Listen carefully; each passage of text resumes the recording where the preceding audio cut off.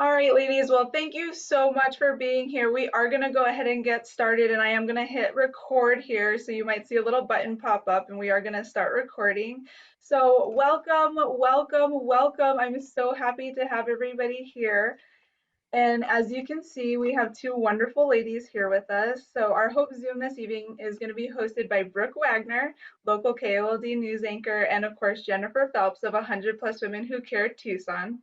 I'm Diana Charbonneau, the development coordinator here at Impact of Southern Arizona, where we're most well known for our food bank that serves 2 counties and over 52 zip codes. But we really are more than just a food bank, reinvesting over $2.5 million into our great community each year through services like our senior meal deliveries, our full clothing bank, youth services, resources, referrals, and so much more. Our website link will be in the chat, which is www.impactsoaz.org if you'd like to learn more about the extensive work that we do. This past month, we had held our Women of Impact event virtually after postponing our 20th anniversary celebration last year due to COVID. And there we shared some really incredible stories of hope from our clients, friends, and even some family. This evening, we're continuing on spreading that mission to spread the message that together we give hope. And we thank you for joining us to hear more incredible stories of giving back here in our local community. So now I'd like to introduce our two hosts who are extremely special because they are both passionate and strong role models who are also women of impact in our community. Brooke gives back her time to many organizations and is able to use her platform to spread the news of people doing good far and wide. Jennifer is a visionary and part of an entire group of 100 plus women who care Tucson. And 100 plus women, it's more like 250 plus women now, right? And some of those who I see tonight. So thank you for joining us. And the mission of 100 plus women who care is to give back to local organizations. Their last big give raised over $25,000 for the Stephen M. Guter Foundation. Woo!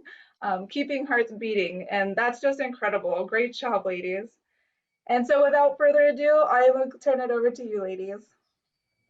Oh my gosh, thank you, Diana. It's such a pleasure to be here. It's such an honor to be here with you, Brooke, and everyone who's watching tonight. And I tell you, being part of 100 Plus Women Who Care is just a passion for me. It lights a fire in my soul that burns brighter at every big give. And we really, honestly, could not make such a difference for Tucson if it weren't for our extraordinarily generous members. And Jennifer, it's been such a pleasure getting to know you virtually. And Diana, it's been an absolute pleasure to learn more about this great organization. So I am very pleased to be here and help share some clips and the stories that we've been able to feature on our KOLD's Heroes and Helpers segment, as well as our Heart and Soul of Tucson clips. That's sponsored by Casino del Sol, and it's a way to really recognize all the people doing good in our community, even through this very difficult time that we've all had. It warms our hearts and it lets us know and lets the community know that there is so much good happening every single day with or without recognition in our own backyard. So it's a pleasure to be with you tonight. Oh my gosh, I cannot wait to get this going. But first, a few housekeeping notes, if you don't mind. Those who know me know that I am the perfect person for the housekeeping notes. So first, please mute your audio while the clips are playing to minimize the background noise. And now we encourage you to keep this conversation going in the chat and to use those emoticons freely. Also, if you go to your view options in the upper right corner, you can select speaker view or gallery view, and you can turn this on and off to see the videos full screen, but you're gonna wanna do. So this half hour is gonna just fly by so fast. So feel free to put your questions in the chat so we can answer them after the clips. Now we're gonna try to keep an eye on this, but if you message Brooke or me directly, we may not see it until the end, but I promise we are not ignoring you. Okie dokie, that is it. Now I'm ready to get my hope on. How about you? Let's roll our first clip reel. Happy birthday to you. Yesterday morning on her birthday, Corey Ward, a physical therapy student, woke up with 510 toys in her house. It brings me to tears. It's amazing. I love it so much. The toys were part of a drive Ward has been doing for the last 6 years. All of my family members who've passed away, it's been from cancer. But she says it was her grandmother's death 6 years ago that sparked her to start the drive. And I thought, okay, well, kids need to laugh, and like laughter heals, so why not do toy donations? Each year, she blasts out a Facebook post asking for friends and family across the country to not send her cards and gifts, but instead to send toys or money so she can donate them to children battling cancer. Oh, this one is probably my favorite, honestly. Oh my God, it's a Mr. Potato Head! I love it. It's because of Corey's birthday wish that kids just like this have something a little extra to smile about. To see them smiling and holding on to the toys, because most of us don't know what they're going through. It goes a lot further than a lot of people realize. And this year, her gifts may have even more of an impact than in years past. Normally they do Christmas in July, and because of the pandemic, they weren't able to do that this year. Thankfully, we got so many toys, so this should help cover some of what they might have gotten from that. Oh boy. This story takes two. Yeah.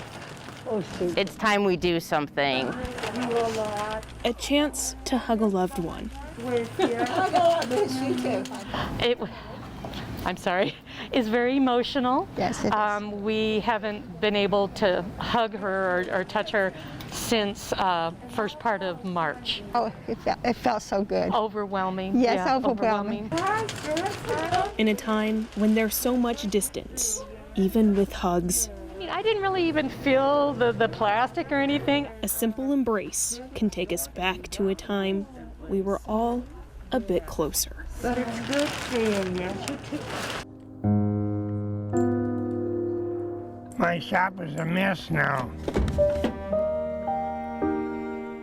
It's all dusty. There are hundreds, probably thousands of things inside Edward C. Strand's garage.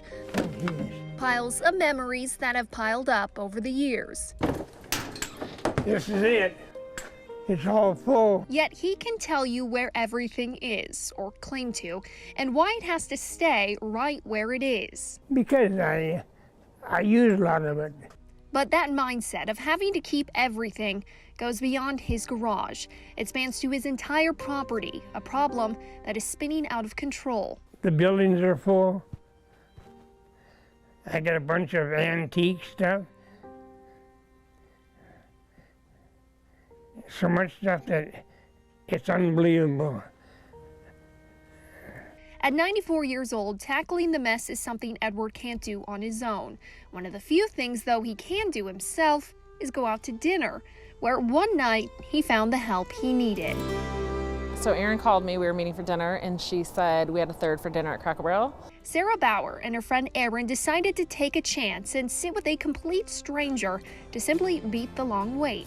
I give them a place to sit so they wouldn't have to wait 45 minutes to eat. Where over the meal and light chit-chat, they learned what Edward faced. Neighbors had signed a petition to get him off the street, and he received a violation from the county, meaning if the problem didn't get addressed, it could end up in Superior Court. I said, you need any help? Let us know. And he's like, just follow me home. This was all covered in stuff. There's not much that could prepare Erin and Sarah for their first visit to their new friend's house. The first thought was, holy crap, what have we walked into? Piles of tires, scrap metal, even a lamp, hardly any room to move about. Every time we had another little space empty, we started there to move forward. For 2 months, the two women have come out to help clean up his property. Other community members have joined in as well. What it looks like now, believe it or not, is an improvement. Edward knows it, despite his feelings towards seeing it all go. Is it hard for you to part with some of the items? I guess. Terrible. Some are pieces of his history, memories of him and his wife Patsy, who passed away 2 years ago. But since then I haven't done nothing. Everything's went downhill. Yet every weekend he goes along with it, so one day he can pass the property to his grandson. facing the hard fact that almost all of it has to go, knowing he can't take it with him when he leaves. Because when I'm gone, I don't want him to have problems. So where there was once no relation between these three people, a shared meal created a new family. And family doesn't give up easily on one another. So they'll be here, down to the last pile, the last piece, and after, share a bond that will last a lifetime. Edward is in my life now. He's part of the family. When the pandemic hit, Connie, Pat, and Lynn hit the sewing machine. I'm sure that all of us have made well over 1,000 masks apiece in our little group. Their group has now helped more than 11,000 Southern Arizonans protect themselves from the virus. There weren't even enough masks available for medical people. They're still making masks and will be for the foreseeable future. As long as there's a need, we'll continue. But their giving doesn't stop at the thread. They're yearly volunteers for the Salvation Army Toy Drive, and this year is no different.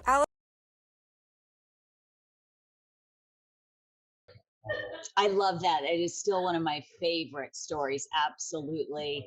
And, you know, when I attended Women of Impact last month, which I really enjoyed, the story that Barbara McClure told about the Thanksgiving that almost didn't happen, that really resonated. I think we all really related to that. It describes so many people, so many of us scrambling during a time of COVID to keep things going. And I was glad to hear we would be sharing it with you all here tonight.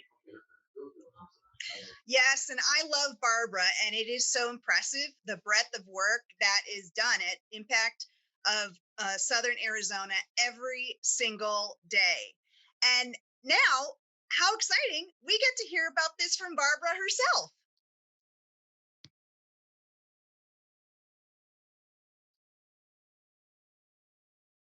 Hi, I'm Barbara with Impact of Southern Arizona, and I wanted to share with you a fun COVID story that starts out hopeless, but goes to hopeful, and then even ends incredibly.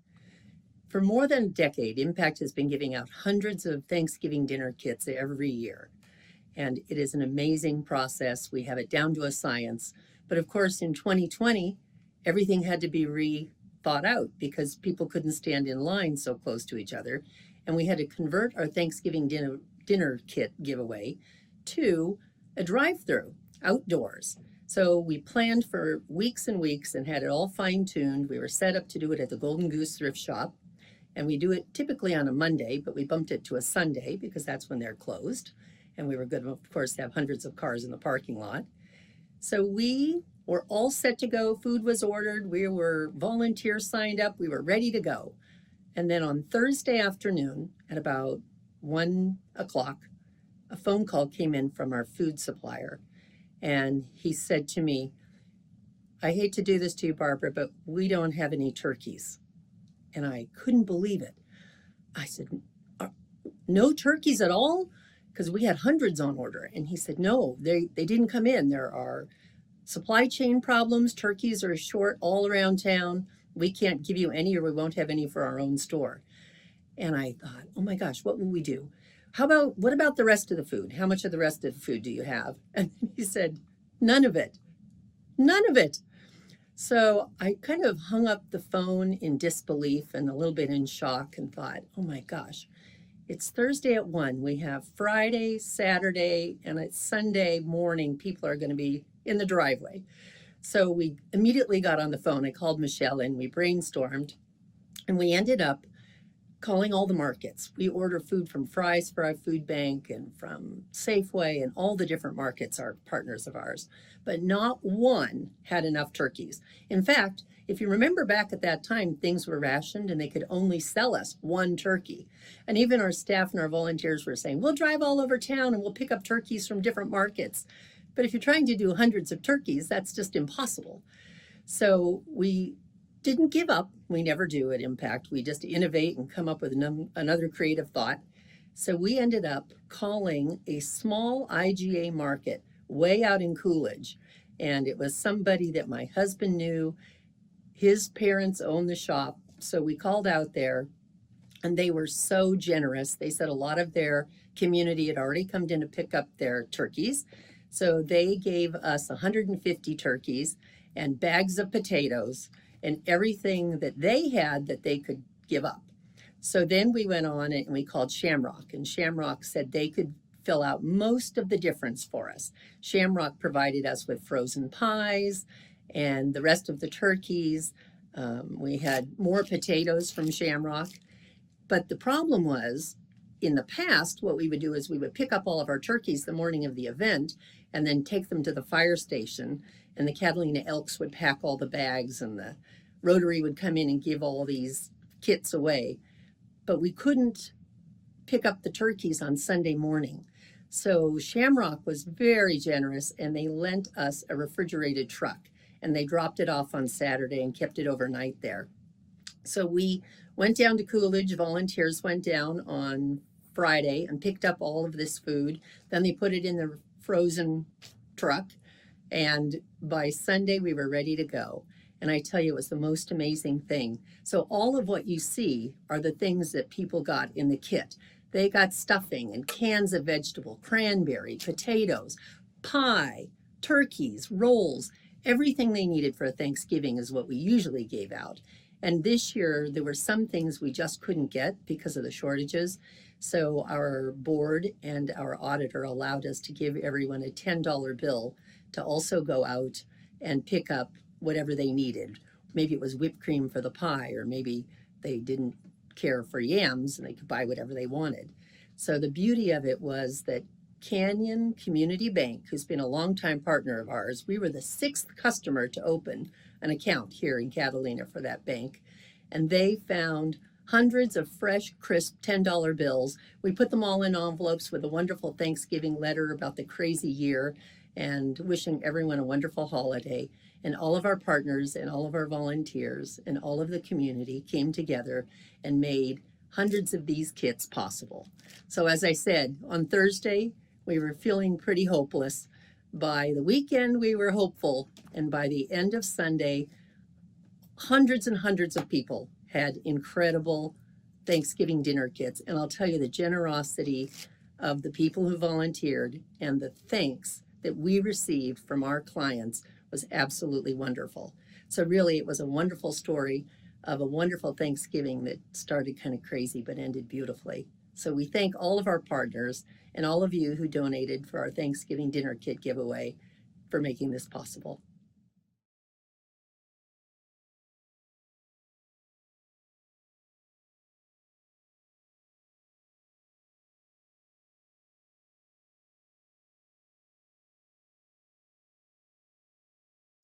Oh my goodness, it is just as good every time. It makes me laugh, it makes me cry, and can you imagine all those turkeys? Thank you to Impact and all of the stellar volunteers who just went above and beyond to make Thanksgiving happen for so many people. I just love to imagine the looks on the faces and the wonderful Thanksgiving that was facilitated there. But let's not stop there. I cannot wait to share this last reel of clips, sure to melt your heart and get you right here.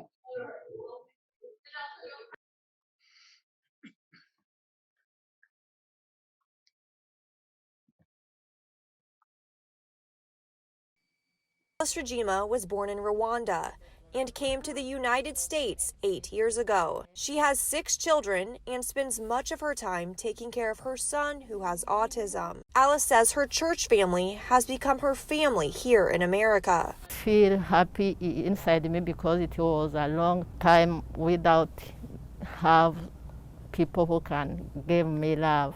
And it's through church that Alice met Joyce Brazy, a disabled veteran. The two have become close friends. Last month, Joyce told Alice she was on the verge of eviction. Don't worry, we pray for you.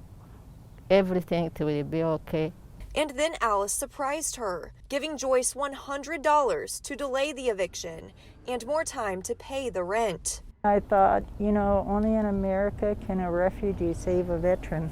And in this story, that's exactly what happened. Joyce is forever thankful. It wasn't just her giving me $100, it was her basically saving my life. Alice says the act of kindness is an example that no matter what you have or where you come from, anyone can lend a helping hand. Even $5 you can share with the other people. Even one banana you can share with the others. This one was when we just got to the hospital. Born and raised in Tucson, Yesenia Cañas has dedicated her life to helping children in southern Arizona. Just all the kids that I worked with made a really big impact on my life. The impact the kiddos have had in her life has motivated her to give back any way she could. I found this news article about a little boy who needed a kidney. After seeing the article, Yesenia made phone calls, followed up by exams to see if she was a match. And sure enough, she was. The idea of making a little boy's life a bit easier or giving him more freedom was enough for Yesenia. It's just really rough thinking about a parent or a child having to stress out about something like that. In December, Yesenia spent multiple days in the hospital following her surgery, donating a part of herself to a complete stranger who she says she cares deeply about. It feels weird to care for somebody that I don't know anything about. But I just hope that he's healthy. After her surgery, she received news she was not expecting. They had stopped looking for a match for him because he didn't look like he would have that much time to live. Making the pain she endured that much more worth it. Once I was awake enough, I just remember being is he okay? Did they have the surgery yet?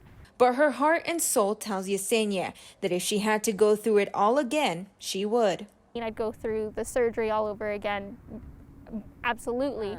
All right. Thank you. This is the way. I'm just doing something small and fun and the little things, to make people smile. Tanner, nice to meet you. I'm Jula, the Mandalorian of Tucson. We introduced you to Jula, the Mandalorian of Tucson a couple of months ago, and Tucson's love for its very own hero has done nothing but grow ever since. The least I can do is just put smiles on people's faces. I guess that's where it starts. Much like the Mandalorian, Jula recruits people to be a part of his tribe. Each recruit gets a patch and a gift card to buy ice cream. And it's safe to say that this has put smiles on the faces of hundreds of people across southern Arizona, including Andreas Rodriguez's daughter, Allie. He was part of my daughter's birthday party, and she loved it. She got great experience with him, and she sees him as a true friend and somebody that does good for the community. Salvador Machiche gives more than haircuts to Tucson's South Side. Everybody really knows me by Cheech. His barbershop fittingly named Legends because he wants to leave a legacy in his neighborhood. My legacy would be pass it along. I don't feel good at night if I didn't help somebody, if I didn't hold the door open for somebody. He's held toy drives, back-to-school drives, and more for kids in the area. But even more than that, he's helped families in their hardest moments. When my grandson was sick with cancer, we were going through a very hard time. Grace Marquez lost her grandson to cancer. He was just 10 years old. Cheech organized fundraisers and car washes to help with medical bills and funeral costs, a gesture Grace will never forget. He doesn't want anything from anybody, You ask him for something and he's there. It hasn't been an easy year for businesses due to COVID restrictions and shutdowns. He closed the location to have this one, but despite his own financial hardships, he still held a toy drive. I knew I had to give up before I ended up receiving anything at all. He wasn't going to go back to his word just because, what he was going through. At the age of 74, it seems the retired carpenter never really hangs up his tool belt. From building a ramp for a neighbor in a wheelchair, to constructing a deck for another, to working on a church roof high up in the rafters, Frank has a hand in just about everything. I do 2 a day, 1 in the morning, 1 in the afternoon. He reupholstered the chairs at Skyrider, all 60 of them. Frank also helped house struggling families through Habitat for Humanity and recently took up a new skill, sewing, to make blankets for children. All this work done with a smile and a sense of humor. He never takes a dime and shies away from thanks. Paul Lamar Hunter was out for a walk, trying to raise his own spirits when he saw Regina. As she was walking, she was very joyful. He had to know, what was she so happy about? I had my envelope in and I said, "This is my good deed for the day," and I put it in the mailbox. In the envelope, her stimulus money. I got my check from the IRS today, and I can do without it, and I have a nephew that's got 4 children, and so I wrote him a check. That's Paul's Facebook post capturing Regina's joy right after giving away that money. When she began to share that story with me, it began to lift me up and let me know that it's about giving.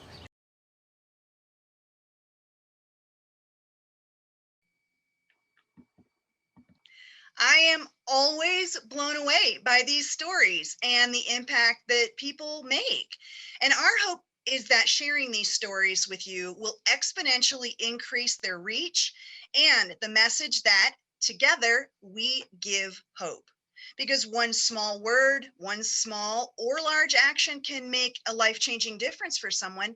And as you saw in each of the videos, we have some impressive people out there doing great work. And as Brooke said before, really without anyone else knowing, they're the quiet heroes. So thank you to all of those people, the unsung heroes. They go out of their way and don't do it for recognition. We commend and applaud all of you. We appreciate you at KOLD. We are just blown away that there's no shortage of those wonderful people, those wonderful stories to tell. And we believe that there are never too many feel-good stories for our community, especially in the last year. And evenings like this are few and far between, but I'm so thankful to Impact, to Jennifer and all of you for sharing the special stories and to take them home with you and think, what can I do to make an impact today, this week, or this year? Because together, that's what it's all about. We really do give hope. Wow, well, thanks so much, ladies, for taking us through this evening of hope tonight. We had a few questions in the chat. We don't have a ton of time left, and so we'll see what we can come up with. But I'd like to give you and everyone a round of applause and appreciation for all of the great things that you do. And I saw we have Erin Mendibles on, who is one of the Hope Stories. So hi, Erin, and thank you for being here. One of the first questions I saw pop up in the chat was, who is somebody who has personally given you hope recently? Brooke, do you want to start? Sure. Well, I think we gain so much hope from children because they have not had quite so many disappointments and not, at least not most of them, but many have, we know, as us grown-ups, and it reminds us of the purity of heart. And we recently did a story on this young man who I had actually seen on my Nextdoor app, who was looking for plastic bags, just like the King Soopers bags or shopping bags. He wanted to collect as many as he could because together with his family, he was using a giant loom to weave these bags together into blankets that he was then distributing to people who are unhomed around Tucson, along with a little care package of food and snacks and hygiene items and this wonderful blanket that actually can keep a person quite warm. But the idea that he would think of this and think of who could use this technology that he came up with out of something that we generally just throw away or recycle, and he's going to use it to keep someone warm at night. I just thought it was fantastic. I thought, if that's the future, that gives me hope.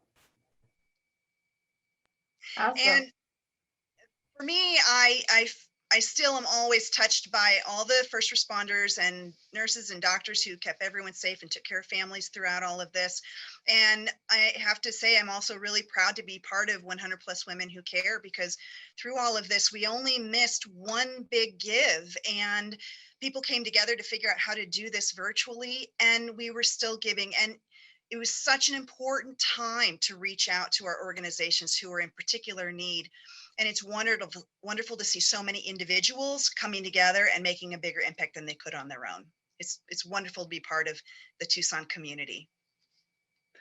Oh, that's so great. Thank you for sharing. And with that, we're going to conclude this evening of hope, ladies and gentlemen. We really appreciate your time tonight. Brooke, Jen, we couldn't have done it without you, and we appreciate you so much. Remember that you can nominate a Women of Impact on our website. We love hearing stories of people doing extraordinary things in our community. And I hope that you'll have an incredible night and wake up to find the day looking just a little more hopeful in the morning. Remember that we at Impact are here for anyone you know that might be in need of assistance as we continue our mission to empower Southern Arizonans with the resources required to pursue a stabilized and enhanced quality of life. Please visit our website for more information on services, volunteer opportunities, or if you'd like to donate to our mission. And remember, together we give hope. Thank you and good night, everyone.